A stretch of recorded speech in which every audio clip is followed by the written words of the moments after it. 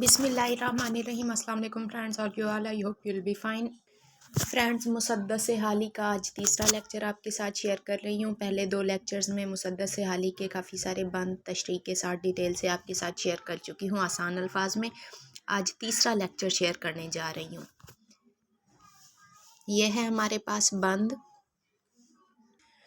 پڑی کان میں دھات تھی ایک نکمی، نہ کچھ قدر تھی اور نہ قیمت تھی جس کی، طبیعت میں جو اس کے جوہر تھے اصلی، ہوئے سب تھے مٹی میں مل کر وہ مٹی، یہ تھا سبد علم قضا و قدر میں، کہ بن جائے گی وہ طلا ایک نظر میں۔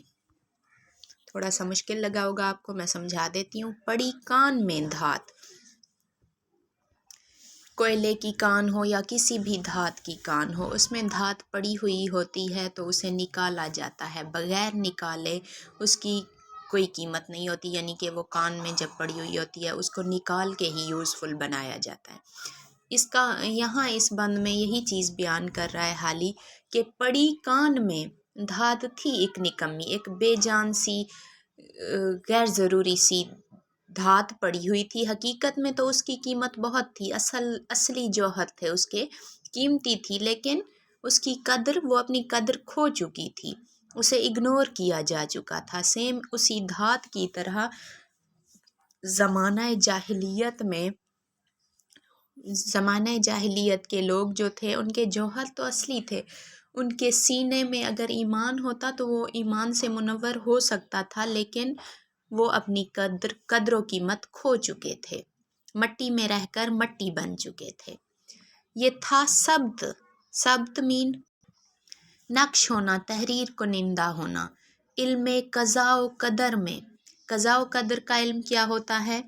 قضا قوانین فطرت کو کہا جاتا ہے، اور قدر وہ قوانین فطرت، قضا قوانین فطرت سے مراد سزا، نیکوکاروں کو جزا ملے گی، ان کے اچھے کاموں کا صلہ ملے گا، اور گناہ گاروں کو برے کام کا صلہ ملے گا، یعنی انسان کی اپنی کارکردگی پہ ڈیپینڈ کرتا ہے، قدرت اس کی، اس کا نصیب، اس کا فیصلہ۔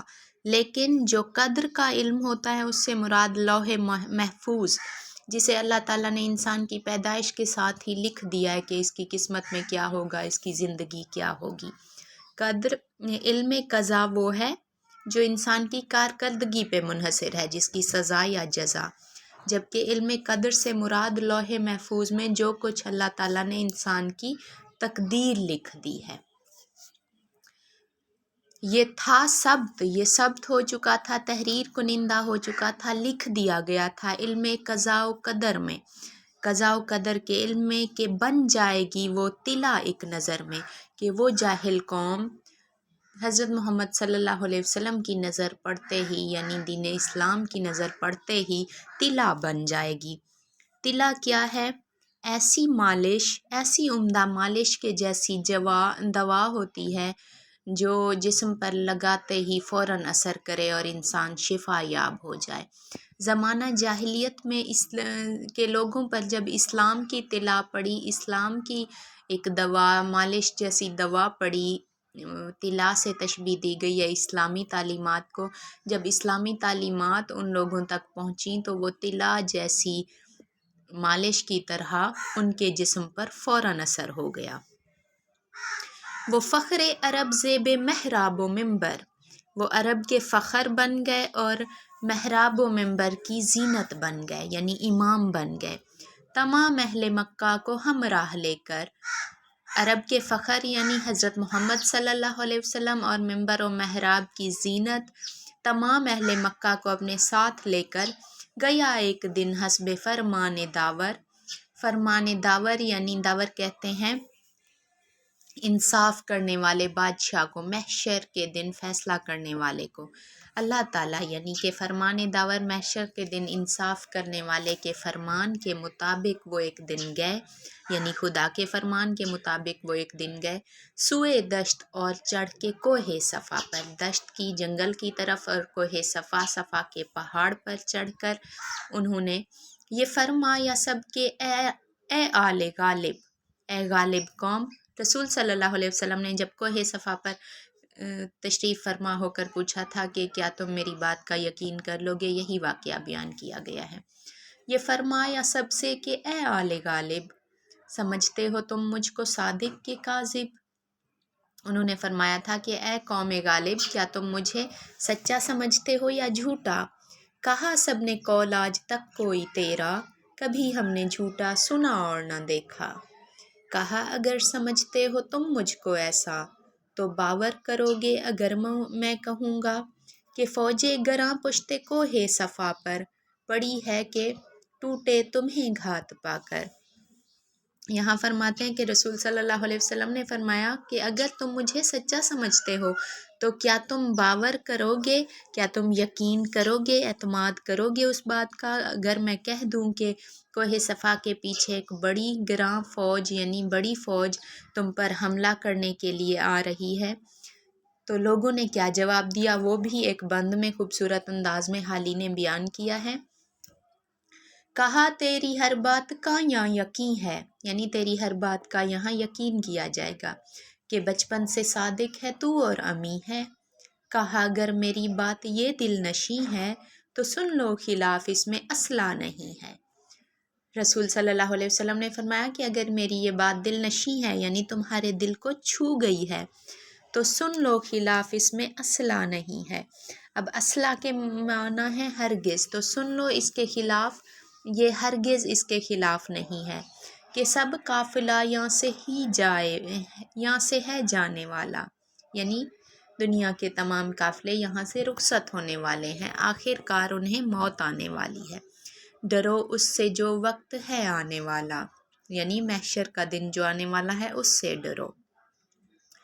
वो बिजली का कड़का था या सौते हादी, हादी यानी हिदायत देने वाले की सौत आवाज़ थी, या वो बिजली का कड़का था, यानी हजूर सल्लल्लाहु अलैहि वसल्लम ने जो पैगाम दिया उसे वो बिजली का कड़का था या किसी हिदायत देने वाले की आवाज़ थी कि अरब की ज़मीन जिसने सारी हिला दी।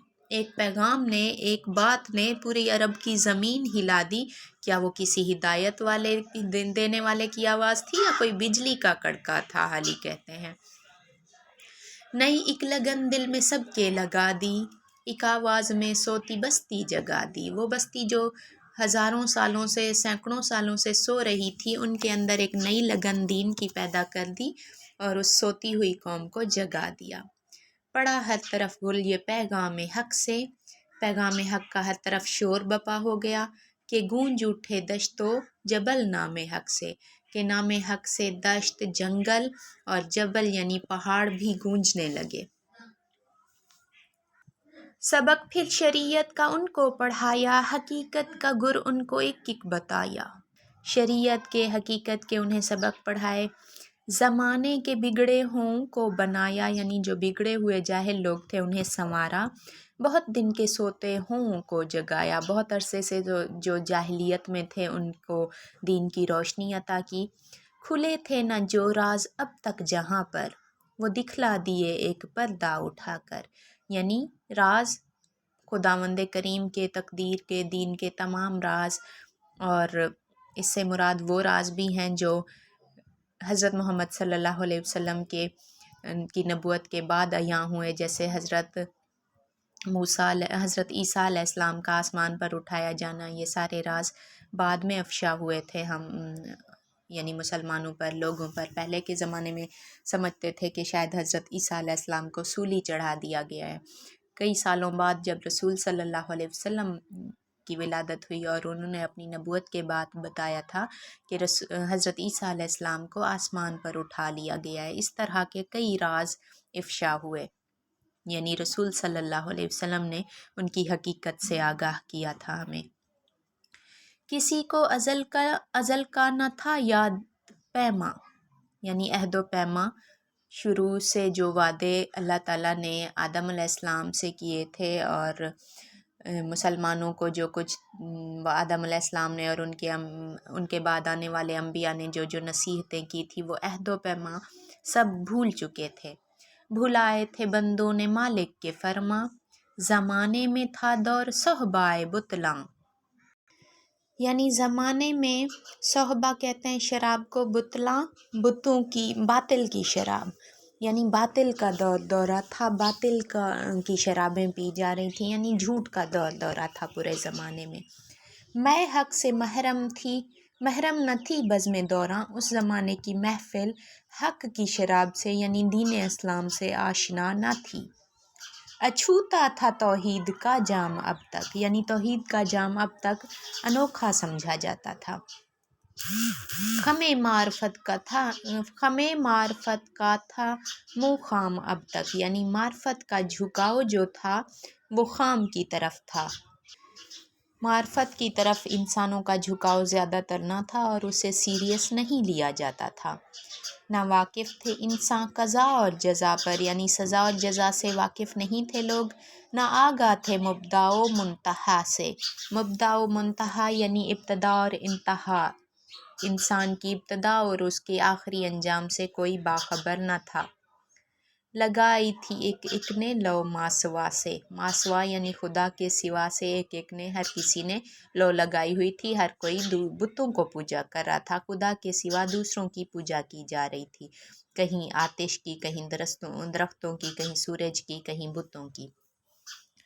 پڑے تھے بہت دور بندے خدا سے، یہ سنتے ہی تھرا گیا گلہ سارا، یعنی سارا گلہ جانوروں کا جو گلہ ہوتا ہے، ریوڑ ہوتا ہے۔ زمانہ جاہلیت کے لوگ بھی جانوروں کی طرح تھے۔ دین حق کا پیام سن کر سب حیران رہ گئے۔ نہ رائی نے للکار کر جب پکارا، رائی کہتے ہیں بکریوں چرانے والے کو، بکریوں کے ریوڑ کے رکھوالے کو۔ اب حضرت محمد صلی اللہ علیہ وسلم کو بکریاں چرانے والے اور ان کی قوم کو بکریوں کا گلہ سے تشبیہ دے کر حالی کہتے ہیں کہ جب رائی نے، بکریوں کے وارث نے، گلے کے وارث نے، مالک نے انہیں، ان کی رکھوالی کرنے والے نے انہیں دین حق کا پیغام دیا تو سب دنگ رہ گئے کہ ہے ذات واحد عبادت کے لائق، زبان اور دل کی شہادت کے لائق، اسی کے ہیں فرما اطاعت کے لائق، اسی کی ہے سرکار خدمت کے لائق، لگاؤ تو لو اس سے اپنی لگاؤ، جھکاؤ تو سر اس کے آگے جھکاؤ۔ میرے خیال میں اس میں تو کوئی تشریح کی ضرورت نہیں ہے اس بند میں۔ اسی پر ہمیشہ بھروسہ کرو تم، اسی کے صدا عشق کا دم بھرو تم، اسی کے غضب سے ڈرو گر ڈرو تم، اسی کی طلب میں مرو گر مرو تم، یعنی کہ خدا کے غضب سے ڈرو اور اسی کے عشق میں مرو۔ مبرہ ہے شرکت سے اس کی خدائی، مبرہ ہے یعنی بے نیاز ہے شرکت سے، کسی خدا کی ذات میں کسی کو شریک ٹھہرائیں، اس چیز سے خدا بے نیاز ہے۔ نہیں اس کے آگے کسی کو بڑائی، خدا کے سوا کسی کی بڑائی بیان نہیں کی جا سکتی۔ خرد اور ادراک رنجور ہیں وہاں، یعنی خدا کے یہاں خرد عقل اور ادراک کہتے ہیں فہم اور سمجھ بوجھ کو، خدا کے ہاں عقل، انسان کی عقل، سمجھ بوجھ، فہم و فراست سب کیا ہے؟ رنجور ہیں یعنی پریشان ہیں۔ خدا کے آگے انسان کی عقل و دلائل کی کوئی اوقات نہیں۔ ماہ و مہر ادنا سے مزدور ہیں وہاں، خدا کی طرف، خدا کے ہاں سورج اور چاند ادنا سے، عام سے مزدوروں کی طرح ہیں۔ جہاندار مغلوب و مقہور ہیں وہاں، جہاندار وہاں مغلوب ہیں یعنی کہ خدا غالب ہے، اور آج کے دنیا کے جو بادشاہ ہیں وہاں مغلوب ہیں، اس کے آگے کمزور ہیں، اور مقہور ہیں وہاں، اور خدا کے قہر میں ہیں، مبتلا ہو سکتے ہیں۔ نبی اور صدیق مجبور ہیں وہاں، یعنی خدا کے آگے نبی اور سچے لوگ بھی مجبور ہیں۔ خدا کی شان اتنا زیادہ ہے کہ اس کے سامنے کسی اور کی کوئی ویلیو نہیں ہوتی، سب خدا، بے شک اللہ تعالیٰ کے نبی سچے ہیں، ان کی اپنی بزرگی و بڑائی ہے، لیکن خدا سے کم درجہ ہے۔ نہ پرستش ہے رہبان و احبار کی وہاں، نہ پرستش ہے رہبان و احبار کی وہاں۔ رہبان و احبار کیا ہوتے ہیں؟ رہبان سے مراد نصارہ، یہود و نصارہ کا پیشوا پادری، اسے کہتے ہیں رہبان، اور احبار کہتے ہیں ایسا یہودی زاہد ایسا یہودی زاہد یعنی یہودیوں کا پیشوا جسے تورات کے معنی آتے ہوں اسے کہتے ہیں احبار۔ کہاں پہ تھے ہم؟ مجھے کھانسی آ گئی۔ اور نہ پرستش ہے رہبان و احبار کی وہاں، نہ پرسش ہے یعنی رہبان و احبار کی بھی وہاں کوئی ویلیو نہیں، نہ پرواہ ہے ابرار و احرار کی وہاں، نہ پرواہ ہے ابرار و احرار کی وہاں۔ ابرار سے مراد نیکوکار اور احرار سے مراد زرخرید غلام۔ تم اوروں کی مانند دھوکہ نہ کھانا، کسی کو خدا کا نہ بیٹا بنانا، یعنی عیسائیوں کی طرح تم کسی کو خدا کا بیٹا نہ بنا دینا۔ میری حد سے رتبہ نہ میرا بڑھانا، یعنی میرا رتبہ خدا سے کم ہے، مجھے اس سے زیادہ نہ کر دینا، خدا کے قریب نہ کر دینا، یا جیسے مسیحیوں نے عیسیٰ علیہ السلام کو خدا کا بیٹا بنا دیا تم ایسے نہ کر دینا۔ میرا رتبہ جتنا ہے اتنا ہی محدود رکھنا۔ بڑھا کر بہت تم نہ مجھ کو گھٹانا، یعنی میری عظمت کو جانتے ہو تو جتنا جانتے ہو اسے گھٹا بھی نہ دینا اور اسے حد سے بھی زیادہ نہ بڑھا دینا جیسے عیسائیوں نے کیا تھا۔ سب انسان ہیں وہاں جس طرح سرفگندہ، سرفگندہ سے مراد سر جھکائے ہوئے، جیسے سب انسان وہاں سر جھکائے ہوئے ہیں اسی طرح ہوں میں بھی ایک اس کا بندہ، اسی طرح میں بھی اس کے سامنے سجدہ ریز ہوں، یعنی اس کے سامنے سر جھکائے ہوئے ہوں، اس کے برابر نہیں ہوں۔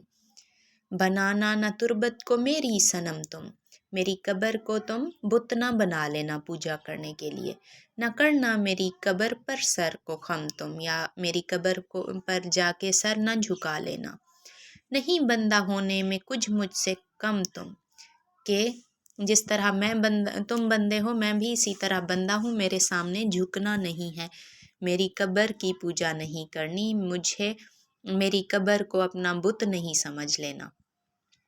کہ بے چارگی میں برابر ہیں ہم تم، کہ خدا کے سامنے جس طرح تم بے بس ہو اس طرح میں بھی بے بس ہوں، یعنی خدا کا ایک اپنی ہستی کو، اب ہم حضرت محمد صلی اللہ علیہ وسلم کو عام سا بندہ نہیں کہہ سکتے، لیکن وہ خدا کے سامنے خود کو اس طرح کہتے ہیں، عاجزی کی ایک انتہا ہے ان کی۔ مجھے دی ہے حق نے بس اتنی بزرگی، کہ بندہ بھی ہوں اس کا اور ایلچی بھی، ایلچی کہتے ہیں پیام لانے والے کو، کہ میں اس کا بندہ بھی ہوں اور اس کا رسول بھی ہوں، خدا نہیں ہوں۔ اسی طرح دل ان کا ایک ایک سے توڑا، یعنی ایک ایک بت سے ان کا دل توڑ دیا سمجھا کے، ہر ایک قبلہ کج سے منہ ان کا موڑا، ہر اس قبلہ سے جس کی طرف وہ جھکتے تھے اس سے منہ موڑ دیا رسول صلی اللہ علیہ وسلم نے۔